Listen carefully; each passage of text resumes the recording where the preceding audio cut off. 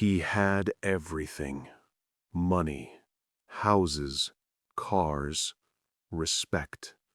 People smiled when he entered rooms. People laughed at his jokes.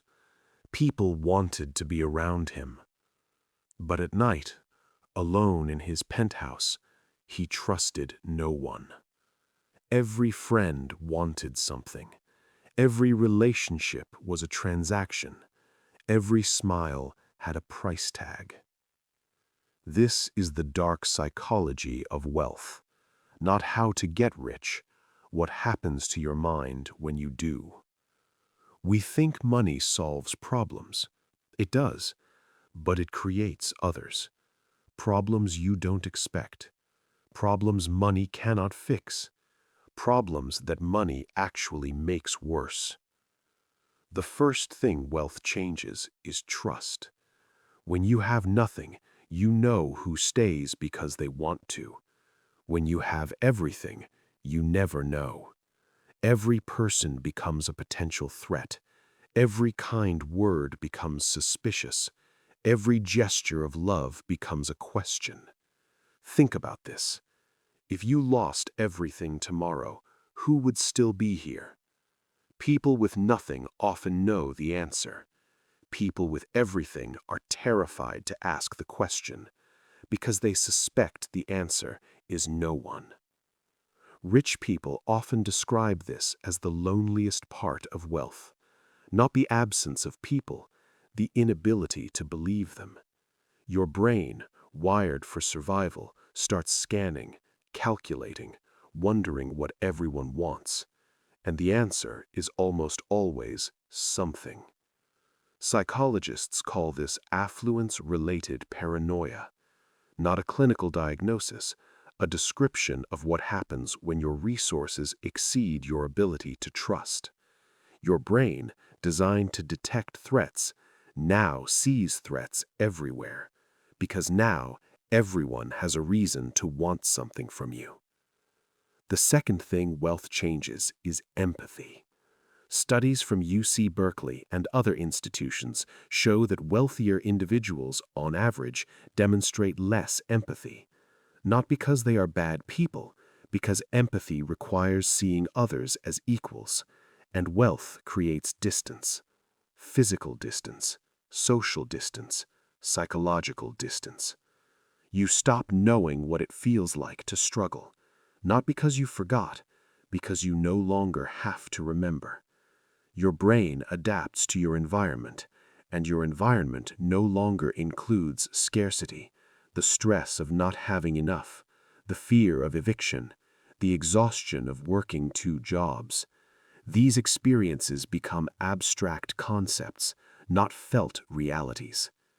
This is not evil. This is neurology.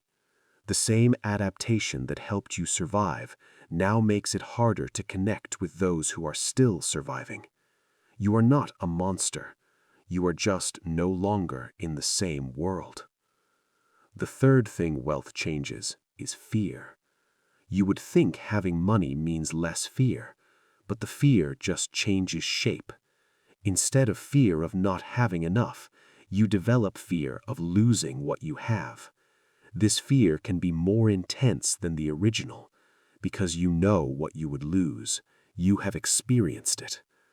Rich people often become more conservative, more risk-averse, more protective, not because they have more to lose, because their nervous system has been trained to protect what it has.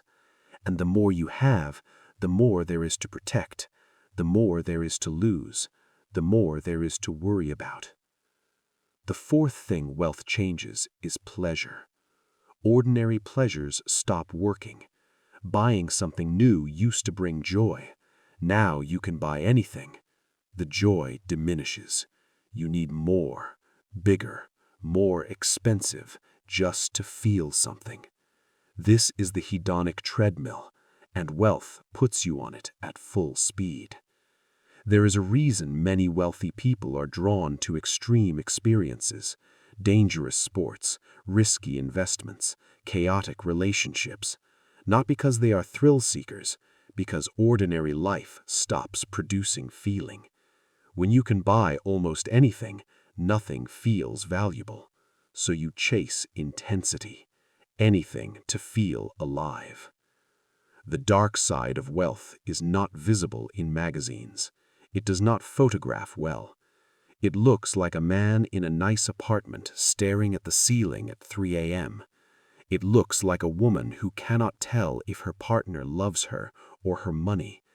It looks like parents who wonder if their children will visit when the inheritance is gone. Money amplifies who you already are. If you were anxious, you become more anxious.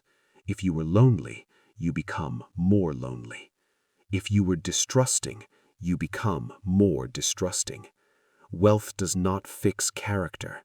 It reveals it and magnifies it, sometimes to a breaking point. This is the paradox of wealth. It promises freedom. It delivers isolation. It promises safety. It delivers paranoia. It promises happiness. It delivers the endless search for the next thing that might finally be enough. The next purchase, the next achievement, the next validation. And here is the cruelest part. Once you have experienced wealth, you cannot unexperience it. You know what it feels like to fly first class, to stay in 5-star hotels, to have people cater to you. Going back is not impossible, but it is painful. So you keep running, keep earning, keep accumulating, not towards something, away from something, away from the fear of losing it all. If this was about you, if you have ever wondered what it would be like to be rich, here is what you need to know. Money is a tool, nothing more. It can buy comfort. It cannot buy trust. It can buy security. It cannot buy peace. It can buy company. It cannot buy connection. The richest people are not the ones with the most money. They are the ones who have someone who stays when the money is gone, who loves them without transaction, who sees them without calculation. That is the only wealth that money cannot buy, and the only wealth that actually matters. You do not need to be rich to be wealthy. You need to be seen. You need to be loved. You need to trust and be trusted. These things cost nothing, and they are worth everything. The dark psychology of wealth teaches us one thing clearly. Money does not solve the human condition. It only reveals it.